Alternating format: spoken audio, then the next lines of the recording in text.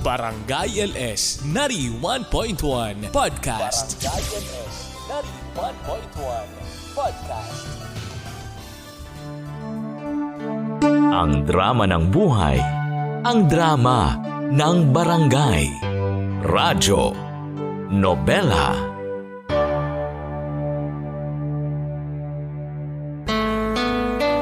Si Mama Ganda sa Same with me. Good morning po. Eto na, ihahatid na sa inyo ni Mama Ganda ang ating kwento ngayong araw na ito. Marami daw ang nagsasabi na first love never dies. Totoo nga ba ito sa lahat ng pagkakataon? Mananatili raw ang tamis ng unang halik sa alaala at kahit kailan, hindi mo ito malilimutan. Pero paano kung ang unang pag-ibig ang siya ring maging dahilan ng sakit at kirot na habang buhay ring mananatili sa iyong isip? Dahil sa isang sikreto na iyong mabibisto. Kakapit ka pa rin ba, kabarangay? Ito po ang sulat mula sa kabarangay nating si Nix. Sabay-sabay nating tunghayan ang unang bahagi ng kanyang kwento.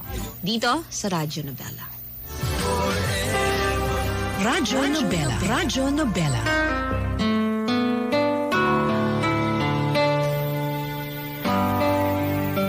Dear Mama Ganda, kamusta po?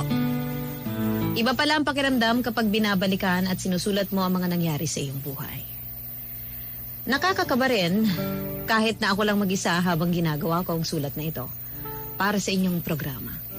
Nakakanerbiyos yung alam ko na kung sakaling mapili itong sulat ko, maririnig ng ibang tao ang kwento ng aking buhay.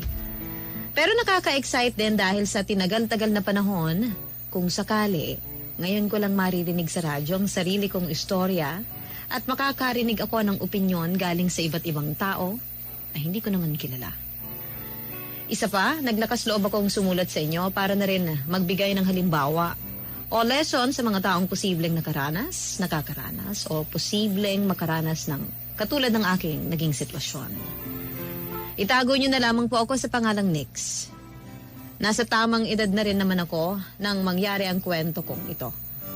Pero hindi ko talaga akalain na isa ako sa mabibiktima ng pagkakataon na nagpabago din sa aking pagkatao. Sabi nila lahat ng mga bagay may dahilan. Siguro isa na ito sa dahilan. Ang makapagbahagi ng kwento na pwedeng gumising sa mga natutulog na damdamin ng ibang tao. Nagsimula ang lahat sa simpleng kwentuhan na hindi ko inisip na pwedeng maghatid sa akin sa isang sitwasyon na kahit anong mangyari ay hindi ko makakalimutan.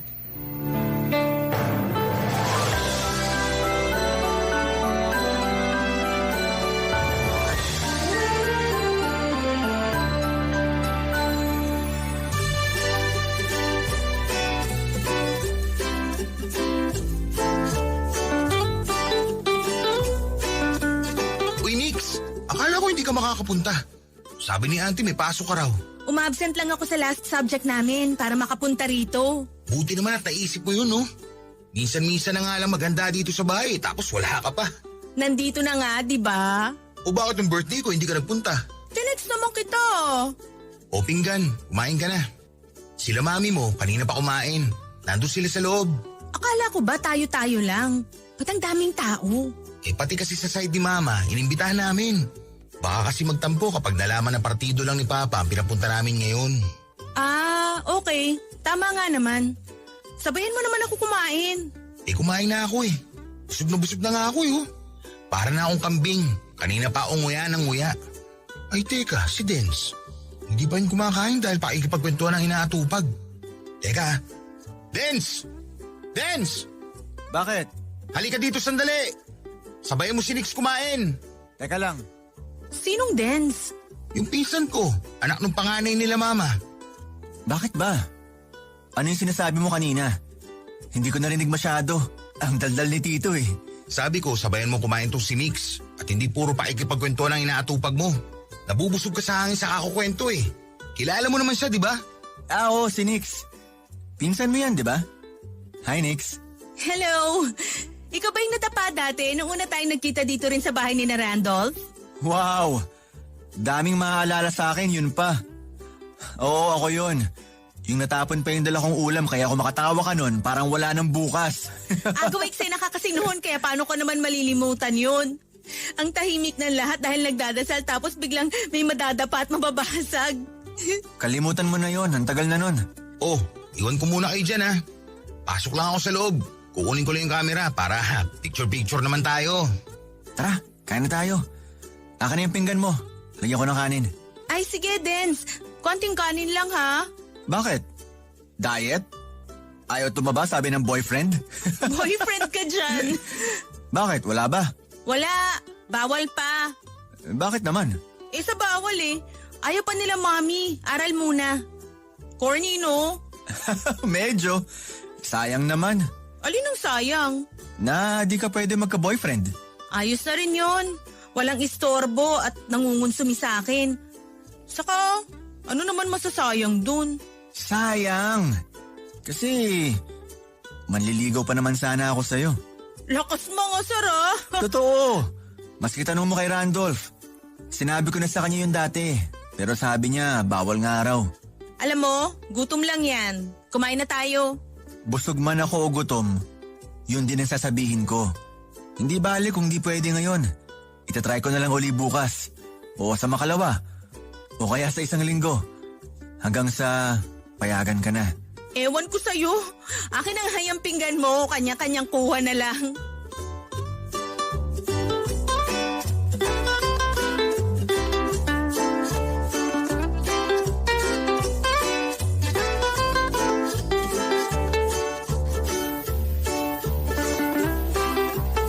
Pinsan ang pinsan ko si Dens, Mama Ganda.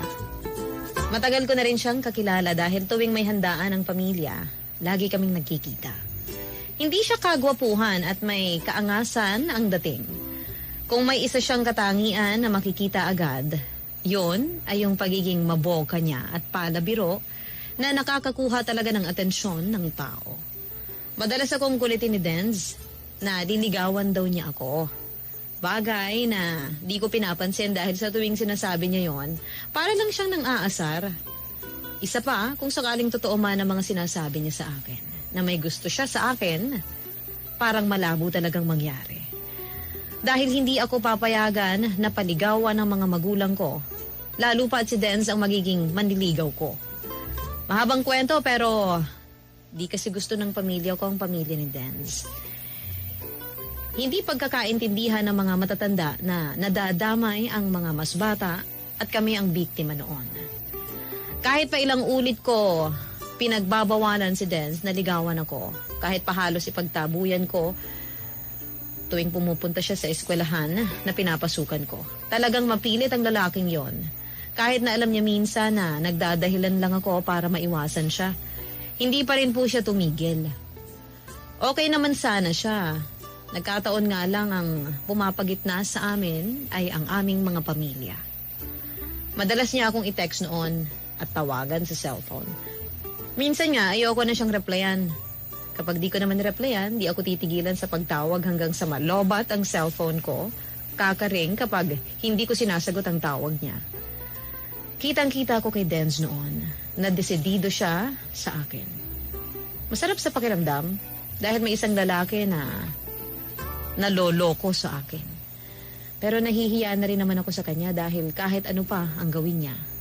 Malabong maging kami dahil sa mga dahilan na hirap kaming intindihin.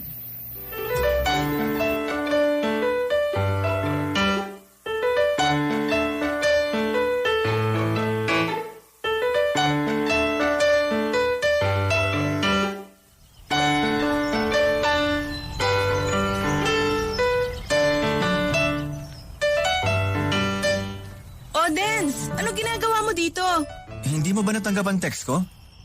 Di ba sabi ko punta ako dito para sunduin ka? Natanggap. Pero malay ko ba naman na seseryosohin mo yun? Tsaka isa pa, bakit mo naman ako susunduin? Ano ako, bata? Di ba sabi ko last week na kung hindi pwede nung araw na yon, itatry ko pa rin hanggang maging okay. So, pwede na ba? Anong pwede na? Pwede ka na bang magka-boyfriend? Alam mo, isusumbong kita kay Randolph. Ang kulit mo eh. Baka mali yung tanong ko. Pwede ba manligaw? Dance, pwede ba? Di ba nga sinabi ko na sa'yo na di ako pwedeng magka-boyfriend dahil ayaw pa nila mami? Kilala naman nila ako. Baka kapag nalaman nila na ako nanliligaw sa'yo, pumayag na rin yung mga yun. O sige, sabihin na natin na pumayag sila. Ako ba, payag na ligawan mo? Problema ko na yon. Kung paano kita mapapapayag na ligawan ka. Pwes ngayon pa lang, sinasabi ko na sa'yo na di pwede. Isa pa, ano ka ba? Nakakahiya yun, no? Ano naman na nakakahiya ron? Halos magkamag-anak na tayo. Ha? Paano naman tayo naging magkamag-anak? Hindi naman tayo magkadugo. Nagkataon lang na pinsan ko din ang pinsan mo. Pero magkaiba naman tayo ng side ng pagiging magpinsan eh. Basta, tapos.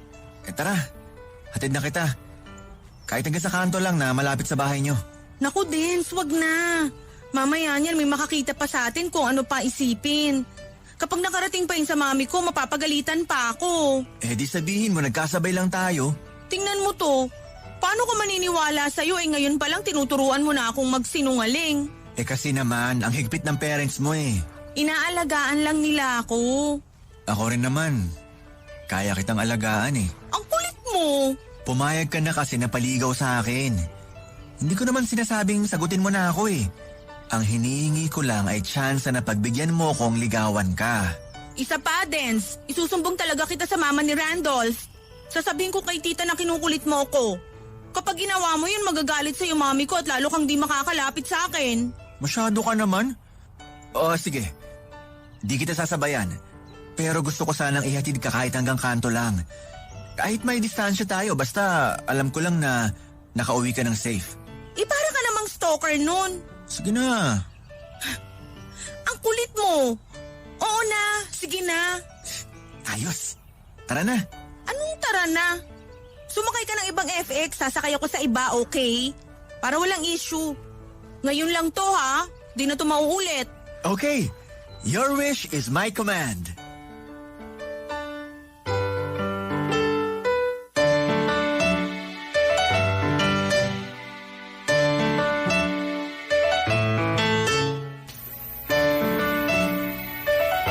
Alam kong mahirap ang sitwasyon ni Dance habang nililigawan niya ako. Halos imposible na nga ang mga pinapagawa ko sa kanya pero tuloy pa rin siya sa ginagawa niyang panunuyo sa akin. Kahit na minsan nagmumukha na siyang tanga, di ako nakarinig o nakakita man lang ng pag-angal sa kanya. Ayaw ko siyang paasahin, Mama Ganda. Kaya kahit na nandiligaw siya sa akin, o may paraang alam niya na mapapangiti ako, lagi ko pa rin sinasabi na malabo talagang maging kami. Minsan sinasadya ako ng pahirapan siya. Dumating pa sa punto na di ko talaga siya pinansin nang minsan niya akong puntahan sa eskwelahan. Kinakausap niya ako pero di ko siya kinakausap pabalik. Alam ng iba kong kaklase na nililigawan niya ako. Halos pagalitan na nga ako ng mga kabarkada ko dahil pinagmumukha ko raw tanga si Dance. Pero yun lang kasi ang naisip kong paraan. Para tantanan na niya ako at tigilan na niya ang ginagawa niyang panliligaw sa akin. Mahirap din naman kasi ang sitwasyon, Mama Ganda. Bukod sa kailangan ko mag-focus sa pag-aaral, dagdag pa dito yung family issues na namamagitan sa amin. Mahirap suwayin ang matatanda sa pamilya namin. Old school kasi ang setup ng pamilya namin. Kami yung tipo ng pamilya na may edad na, kailangan pang sabihin kung saan ka pupunta at di ka pwedeng gabihin. Kaya mahirap talaga. Hindi lang kay Dance, kundi pati na rin sa akin. Marami ang magiging hadlang, kaya mas mabuting huwag na lang kesa dumagdag pa kami sa issue ng mga matatanda. Radyo Nobela. Radyo Nobela. Si Mama Ganda sa Radyo Nobela.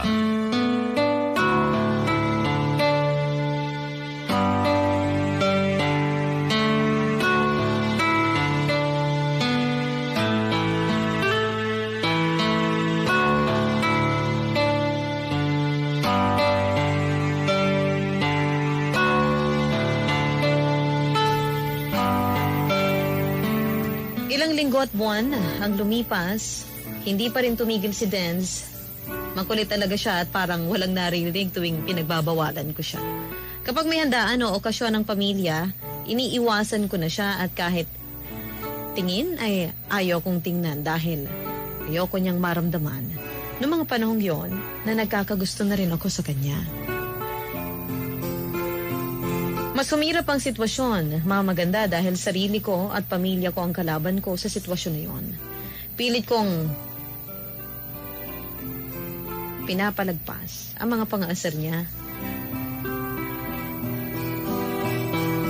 Although, sa pakiramdam ko, ang haba-haba ng hair ko sa tuwing sinusuyo niya ako, sa kabila ng mga hindi okay na pinapakita ko sa kanya. Minsan tuloy, hindi ko naiiwasan na may mga nasasabi siguro ako mga salita na nagbibigay sa kanya ng pag-asa para ituloy ang kanyang panliligaw.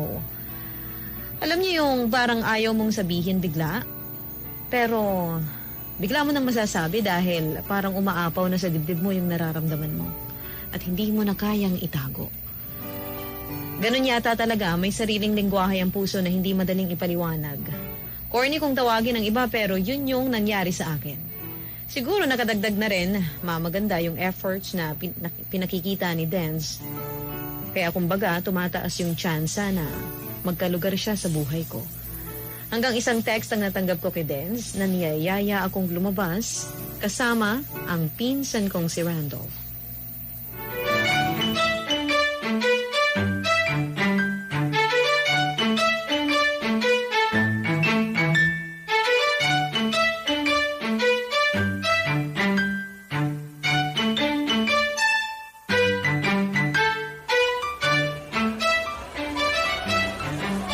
O Denz, kala ko kasama mo si Randolph. Sinabi ko lang yon para pumayag kang makipagkita sa akin dito sa mall. Kulit mo naman, Denz eh. Hindi ba ilang beses ko nang sinabi sa'yo na di tayo pwedeng lumabas na tayong dalawa lang? Nix naman. Pakinggan mo muna yung sasabihin ko. Hindi naman sa nagbibilang ako o naiinip ha.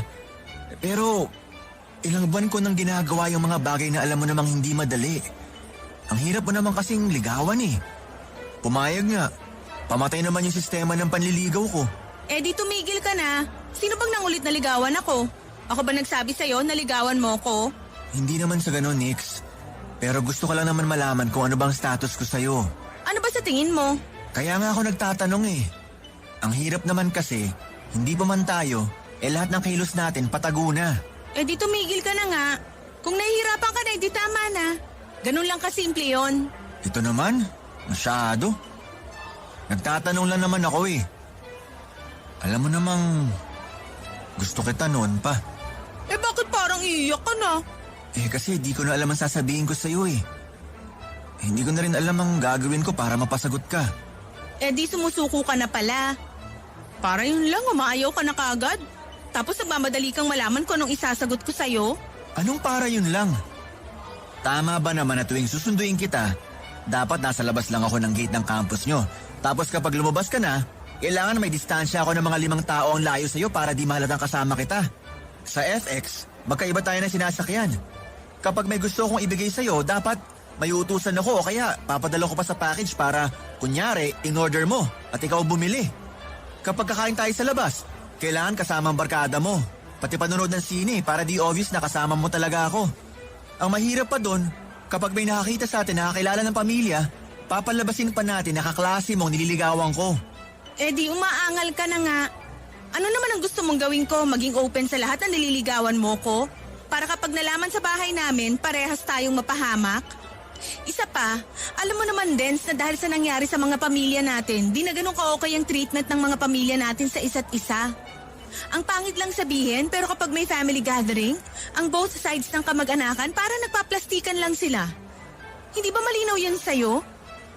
Ngayon, sabihin mo sa akin kung pwede pang maging okay ang sitwasyon, lalo na kapag naging tayo, kahit pa gusto ko ngang maging tayo. Anong sabi mo? Gusto mo na ding maging tayo? Wala! Hindi yun ang gusto kong sabihin. Magulo lang ang isip ko. Wala nang bawian. Gusto mo rin ako. Sa bibig mo na mismo nang galing. Oo na, oo na. O ngayon, di ba mas mahirap? Magagawa naman ng paraan yun. Ako nang bahala ron. Ang mahalaga, tayo na. O basta, Kung dati nag-iingat tayo, mas lalo dapat tayong mag-ingat ngayon. Kain tayo? Dance, please naman, wag na muna. Baka kaka-on lang natin kapag may nakakita sa atin, break na agad tayo. Lahat ng gagawin natin dapat pagplanuhan at pag-isipan natin, okay? Okay, basta tayo na ha. Hatid na kita. Dating gawin. Sige, tara.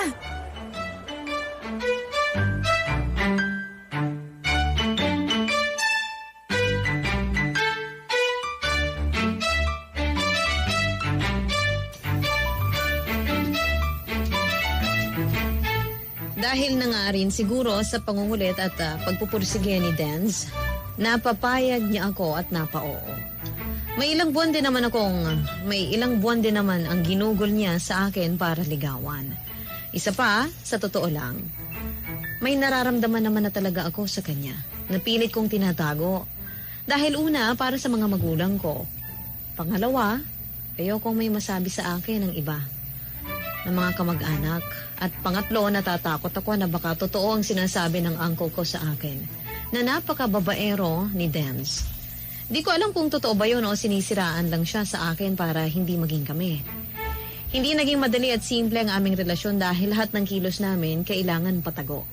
Kailangan walang makaalam at kailangan walang makakita sa amin na magkasama kaming dalawa. Itinakbo at itinago namin ang relasyon namin ng 2 taon. Kung meron mang nakakaalam noon sa aming mga pamilya, yon ay ang 2 kong pinsan na lalaki.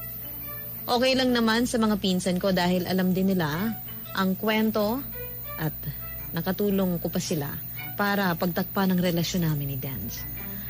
Masaya na mahirap.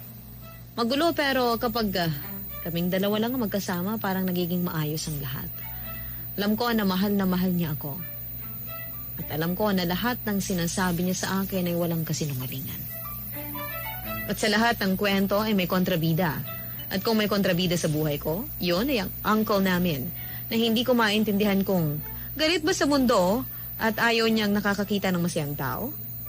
Kapatid siya ng mami ko na napangasawa ang tiyahin ni Dance. Ang uncle ko na yon ang punot dulo ng lahat ng hindi pagiging okay ng relasyon ng aming pamilya sa isa't isa. Sa pamilya namin ni Dance. Marami kasi siyang kwento na hindi naman namin alam kung totoo o yun yung paraan niya para mapagtakpan ang kakulangan niya sa partido ng asawa niya na pamilya naman ni Dance. Di ko alam kung paano niya nalaman ang relasyon namin. Kung may isa sa mga pinsan ko nagsabi sa kanya o nakakita sa aming dalawa na lumabas, sa totoo lang hanggang ngayon, hindi ko pa rin alam ang katotohanan kung paano nila nalaman. At dahil nga sa nalaman ng uncle ko na yon, ang aming relasyon, nagsumbong siya sa mami ko at kung ano-ano pa ang kinwento. Natural naman sa isang ina na protektahan ang kanyang anak. Lalo na kung meron siyang nalamang hindi maganda. Di ko rin naman masisisi ang mami ko na maniwala dahil kapatid niya ang nagkwento sa kanya. Ang nakakasama lang ng loob sa kwento ng uncle ko, sa 10 sinabi niya, 11 ang mali. Ginawang OA ang kwento para masira ang pagsasama naming dalawa ni Dance.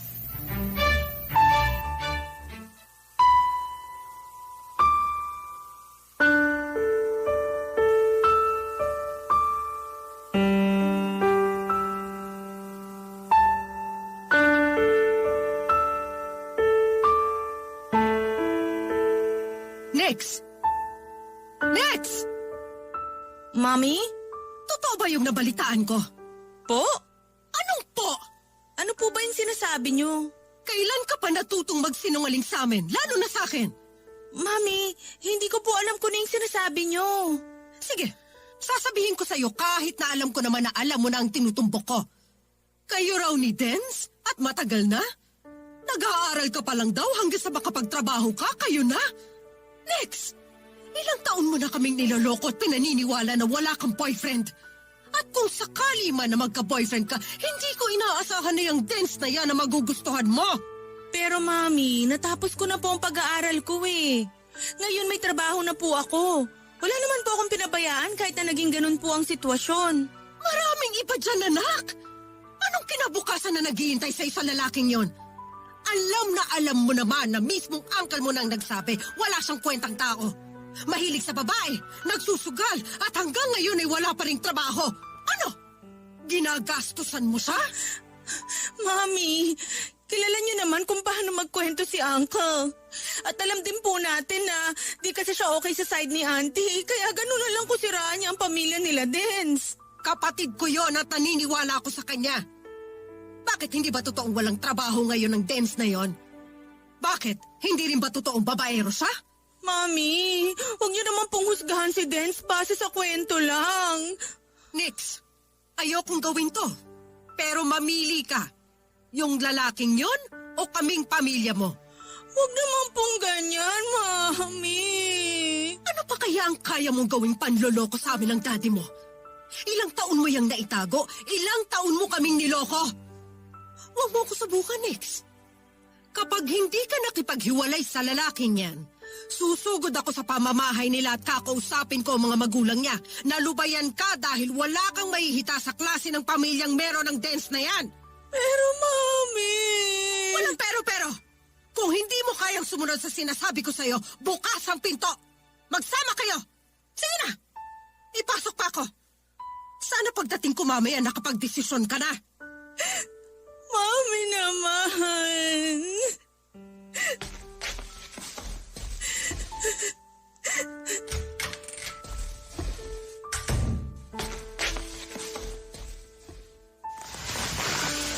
Kailangan malaman to ni Dens.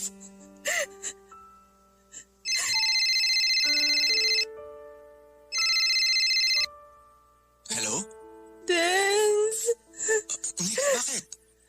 Umiiyak ka ba? Dens, nalaman na ni Mami na tayo. Paano mo nalaman?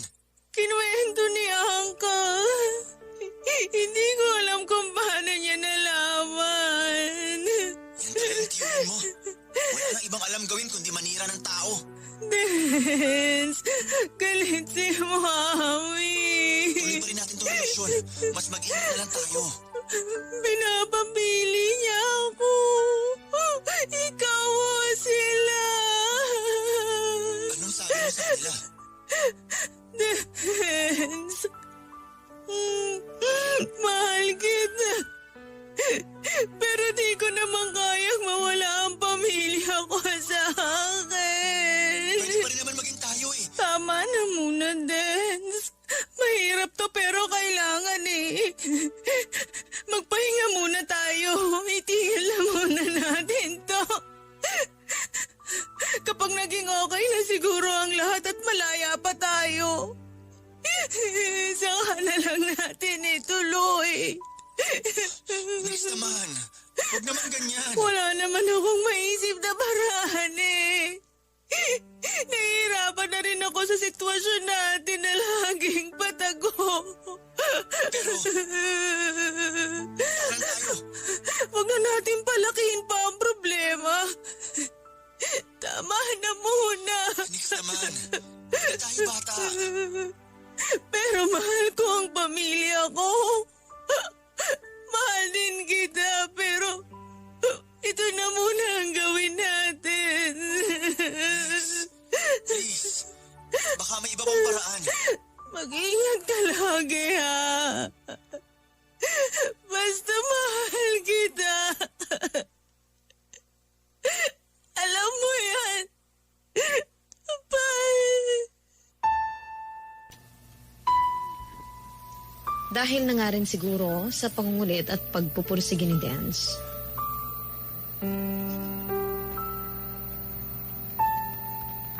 sinagot ko nga siya, Mama Ganda. Yun nga lang, sari-saring problema ang umusbong. Hindi naging madali ang mga bagay. Masakit at sobrang sakit. Pero ano ang magagawa ko kung pinapipili ako sa pagitan ni Dens at ng aking mga magulang? Hindi ko kayang talikuran ang pamilya ko, kahit pa nasaktan ako ng sobra. Punong-puno ng galit ang kalooban ko nung mga panahong yon. Dahil alam ko naman na walang katotohanan ng lahat ng sinabi ng uncle ko sa mami ko. Sobrang sama ng loob ko dahil ginawa ko naman lahat ng bagay para maging isang mabuting anak. Apo at pamangkin, pero yung simpleng ikaninigaya ko parang hindi nila maibigay sa akin. Nalaso ng uncle ko ang utak ng pamilya ko. Kung pwede lang nasampalin ko ang uncle ko at pagsalitaan siya ng hindi maganda, ginawa ko na noong mga panahong yon. Pero hindi dahil lalo lang magiging komplikado. Hindi ko po ginawa yon. Nakakainis lang, Mama Ganda. Dahil parang ipinagkait sa akin ang kaligayahan na hindi ko naman hinihingi sa mga taong nakapalibot sa akin. Pangunawa lang sana ang pakiusap ko. Pero wala ring nagbigay. Gusto ko lang naman magmahal at mahalin. Kung para sa kanila maling tao si Denz, ako naman ang nakikisama sa kanya noong mga panahong iyon. Hindi naman sila. Ako ang makakaramdam ng lahat. Tanging ako pa rin ang makakapagsabi ko anong klaseng tao si Denz. Para akong bata na kontrolado ang takbo ng sarili kong buhay.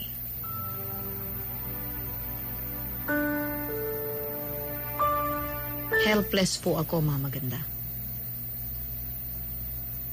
Wala akong magawa. Radyo Nobela. Radyo Nobela. Si Mama Ganda sa Radyo Nobela. Kinausap ko ulit si Dan sa cellphone ng mas maayos at formal na nga akong nagipaghiwalay sa kanya. Umiiyak siya habang kausap ko siya. Nagsikip sa dibdib habang nagpapaalam kami at parang mapapatid na rin ang hininga ko sa pagbabago sa tawag na yon. Alam kong hindi ako naging patas sa kanya dahil hindi ko siya naipaglaban. Kahit pa alam ko na ang lahat ng kwento ay sobra sa katotohanan at karamihan sa mga sinabi ng uncle ko ay kasinungalingan. Wala na akong magawa noong mga panahong yon, kundi ang tapusin ang aming relasyon. At pagbibigay na lang ng pag-asa na kung talagang kami. Parang ayoko matapos ang oras na magkausap kami, Mama Ganda. Ilang beses ko sinabi sa kanya na mahal ko siya at siya lang ang minahal ko ng ganon. Mula noong araw na naghiwalay kami, nagpalit na ako ng SIM card para hindi na niya ako makontak. Hindi na rin ako pumupunta sa mga gathering ng pamilya, lalo na at okasyon ng uncle ko na naging dahilan para magkasira lalo ang pamilya namin. Pamilya ko at pamilya ni Denz. Pinilit ko makamove on. Itinuloy ko ang buhay ko na wala si Denz sa tabi ko, pero nandun pa rin ang pag-asa na pwede pa uli kaming magkabalikan. Pero isang pangyayari, ang aking nabalitaan mula sa aking kaibigang si Shane.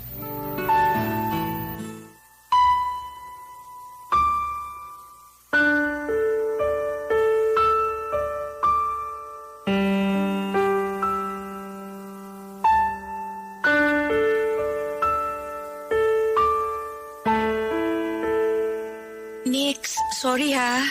Alam ko busy ka pero dapat kasi talaga kitang makausap eh. Tungkol ba saan at bakit kailangan pa ng personal? Pwede namang sa cellphone na lang tayo mag-usap? Eh mas okay kasi sa personal. Hindi ko nga alam kung dapat ko pa bang ikwento sa'yo to. Pero naisip ko naman, dapat mo rin sigurong malaman. Ang alin ba? Si Denz kasi. Oh, ano naman ang tungkol kay Denz? Wala na naman kami eh. Oo nga, pero gusto ko lang sanang i-share sa'yo. Kasi 'di ba, sabi mo kapag dumating yung time na maging kayo ulit, hindi mo na hahayaang magkahiwalay ulit kayo, na ipaglalaban mo na siya sa parents mo. Oo, pero baka di pa ngayon yung panahon na yun. Pero darating din yun. Kasi baka hindi na dumating yung time na yun, Nix. Ha?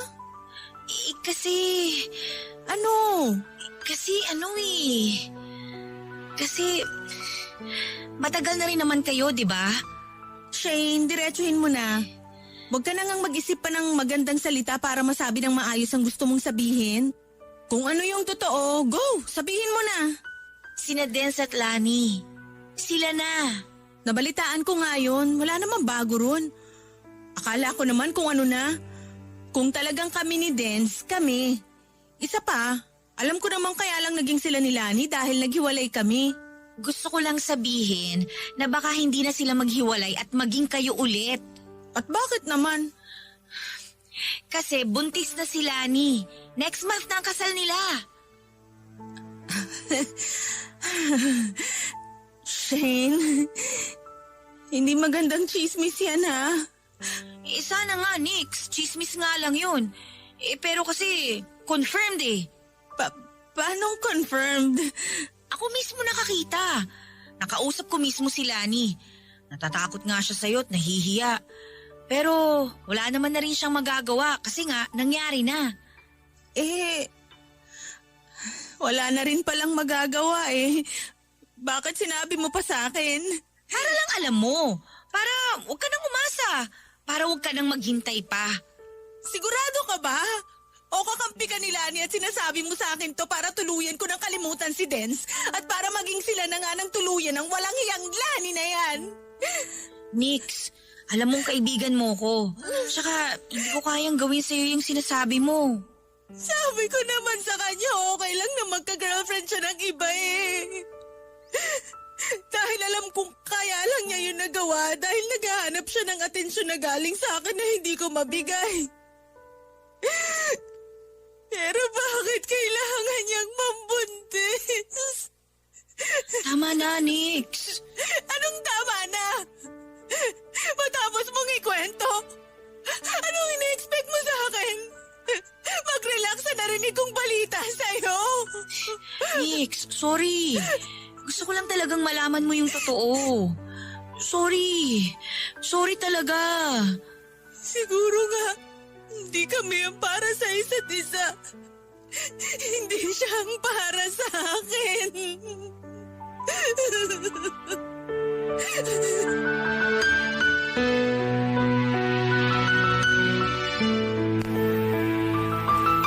Biglang natuldukan ang lahat sa amin ni Dens. Dobleng sakit ang naramdaman ko. Kumpara noong naghiwalay kami dahil tuluyan na akong nawala ng pag-asa na pwede pang magkabalikan. Ako at si Dens. Dahil bukod sa nakabunti siya ng babae na barkada ko, pinakasalan pa niya. Noon pa pala may gusto si Lani kay Dens at di lang siya makahirit dahil kami pa.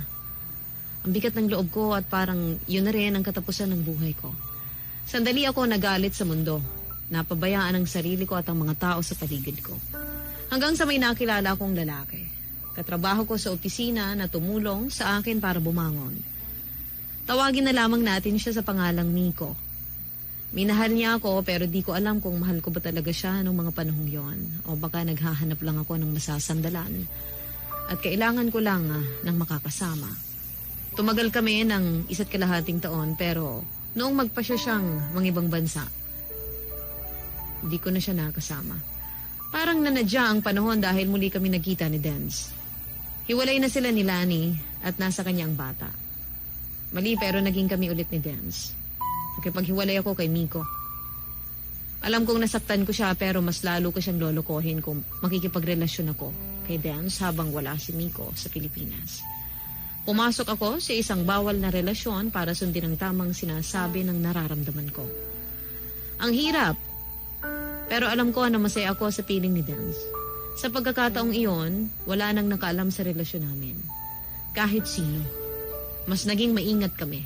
At sa relasyon namin iyon ay may nangyayari sa amin na sana ay ginagawa lang ng mag-asawa. May takot ako. Pero pinatatapang ako ng pagmamahal na nararamdaman ko para kay Dens.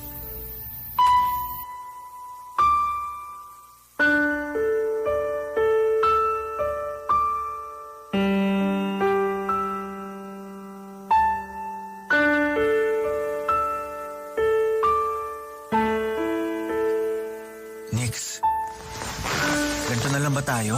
Lahat patago? Parang yung renta sa kwartong to. May oras lang. Ano pa nga ba? Kung dati nga na mas malaki ang tsansang pwedeng maging tayo, lahat patago. Ngayon pa kaya na malabo nang maging tayo uli? Sorry ah.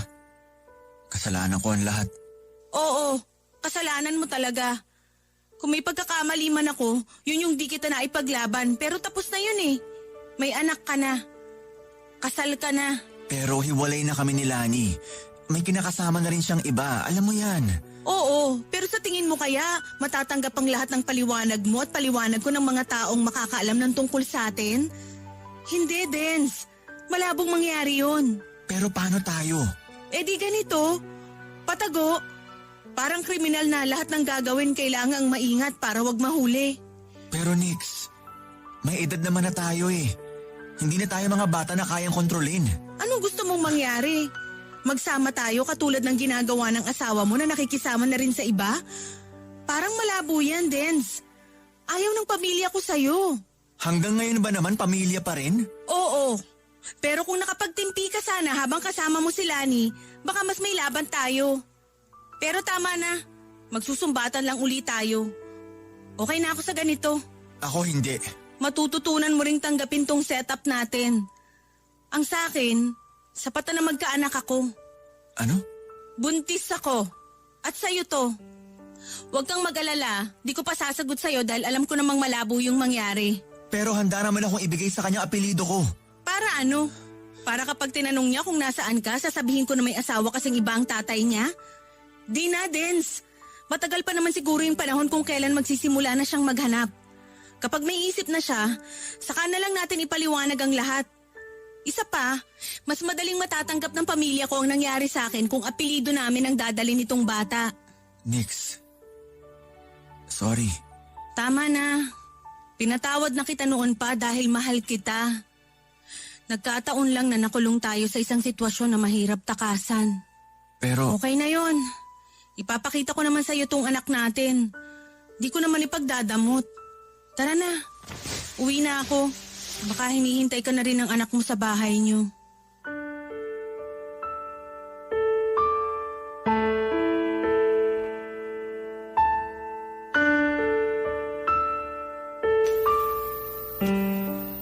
Nabuntis ako. Natural sumama ang loob ng mga magulang ko. Pero sabi nga nila, walang magulang na kayang tiisin ng anak, kaya natanggap din nila ang nangyari sa akin. Wala akong pagsisisi sa naramdaman ko dahil yun naman ang talagang gusto ko na mangyari. Ang magkaanak ako sa taong mahal ko. Hindi ko inamin sa mga magulang ko kung sino ang ama ng anak ko. Sinabi ko na may naka one night stand ako at dahil sa kalasingan, hindi ko na alam kung ano pa ang mga nangyari sa akin at kung saan matatagpuan ang lalaking iyon. Alam kong hindi sila naniwala pero tinanggap na lang nila ang rason na iyon. Dahil makasarili nga, siguro ako. Di ko inisip na may ibang masasaktan at mangungulina. Pero wala naman akong sinira. Una, si Dens hindi ko inobliga. Pangalawa, sinunod ko ang nararamdaman ko. Sa mga magulang ko, di ko sila pinag-isip masyado dahil pinakita ko sa kanila. Sa kabila ng mga nangyari ay masaya ako. Siguro kung hindi man ako naging patas, yun ay sa anak ko. Dahil hindi ko pa nasabi sa kanya kung sino ang kanyang tunay na ama. Pero nangako naman ako sa sarili ko na darating din ang panahon na ipakikilala ko siya kay Dens. Sa ngayon, tuloy lang ang buhay ko, mamaganda. Kasama ang 5 taong gulang na anak ko at ang aking mga magulang na umaalalay sa akin. Kahit di ko kasama si Dens, masaya ako dahil alam kong bunga ng totoong pagmamahala ng anak namin. Hindi ko masabing niloko ako ni Dens dahil hindi naman po kami nung may nangyari sa kanila ni Lani. Tao lang siya, tulad ko, na tao rin, na may kahinaan. Kung may natutunan man ako sa kwento ng buhay kong ito, yun na yung dapat ipaglaban ng gusto at ipaglaban ng mahal. Huwag magpapa-apekto sa ibang tao dahil sa huli, kung meron mang matatalo at mananalo, ikaw lang din yon. Walang iba. Ito lang po at maraming salamat sa panahon na iginugol niyo sa aking sulat, mamaganda. Ako po ang inyong kapuso at kabarangay. Nix. Ang drama ng buhay, ang drama ng barangay. Radyo Nobela.